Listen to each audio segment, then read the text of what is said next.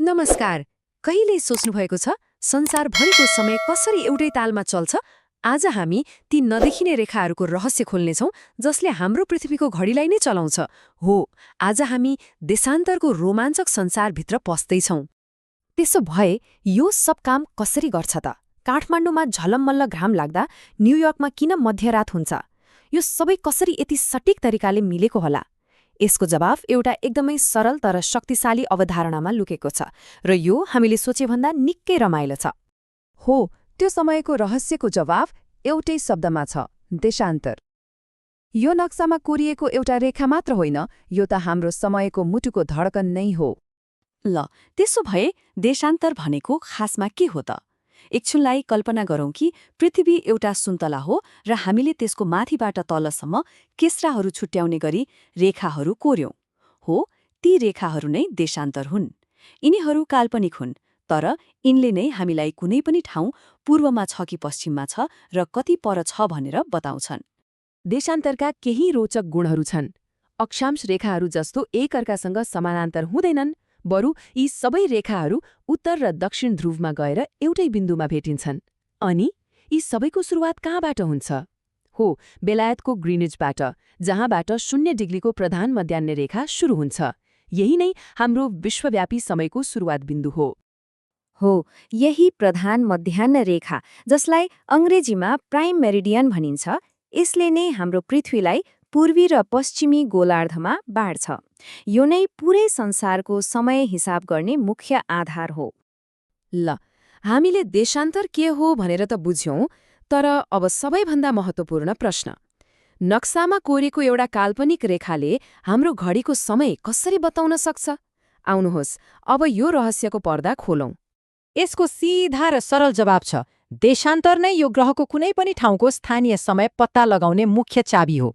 यो भूगोलको लागि मात्र होइन, यो त समयको लागि हो। अब आउँछ यसको मुख्य गणित। हरेक 1 डिग्री देशान्तरको फरकमा समय ठ्याक्कै 4 मिनेटले फरक पर्छ। अब किन 4 मिनेट नै त? किनभने पृथ्वीले 24 घण्टामा 360 डिग्री घुम्छ, होइन त? यसको मतलब 1 घण्टामा 15 डिग्री घुम्छ।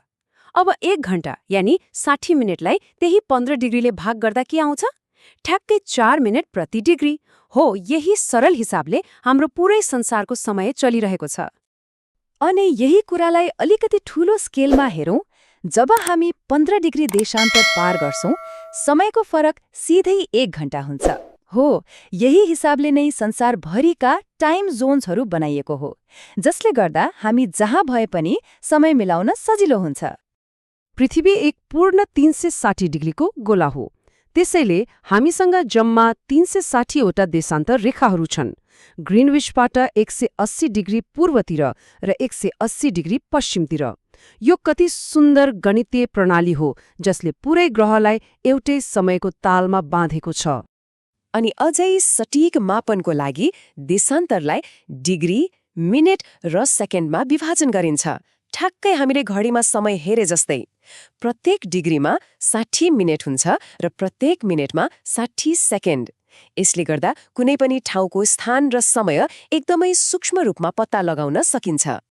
धेरैजना देशान्तर र अक्षांशमा झुक्किनुहुन्छ। आउनुहोस्, अब यी दुई बीचको भिन्नतालाई एक-एक गरेर स्पष्ट पारौं। यो तालिकाले मुख्य भिन्नताहरूलाई एकदमै प्रष्ट पार्छ, तर याद राख्नुपर्ने सबैभन्दा ठूलो कुरा के हो भने अक्षांशले कहाँ भन्ने प्रश्नको जवाफ दिन्छ, जसले उत्तर दक्षिणको दूरी नाप्छ, तर देशान्तरले कहिले भन्ने प्रश्नको जवाफ दिन्छ, जसले समय निर्धारण गर्छ। सिधा कुरा, एउटा दूरीको लागि अर्को समयको लागि। र यहाँ छ सबैभन्दा महत्त्वपूर्ण फरक, जसलाई बिर्सने हुँदैन। अक्षांश भनेको दूरीको कुरा हो। हरेक डिग्री अक्षांशको फरकमा लगभग 111 किलोमिटरको दूरी फरक पर्छ। तर देशान्तर भनेको समयको कुरा हो। हरेक डिग्री देशान्तरको फरकले 4 मिनेटको समय फरक पार्छ। दूरी र समय, यही हो यी दुई बीचको मुख्य भिन्नता। ल, हामीले धेरै कुराहरू छलफल गर्यौं।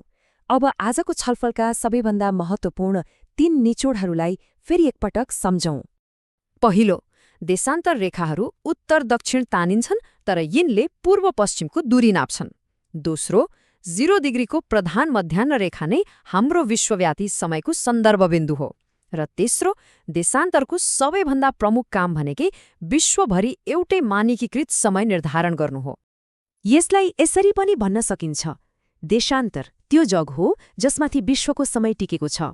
यो साँच्चै नै हाम्रो दैनिक जीवनलाई चलाउने एउटा नदेखिने तर एकदमै शक्तिशाली प्रणाली हो।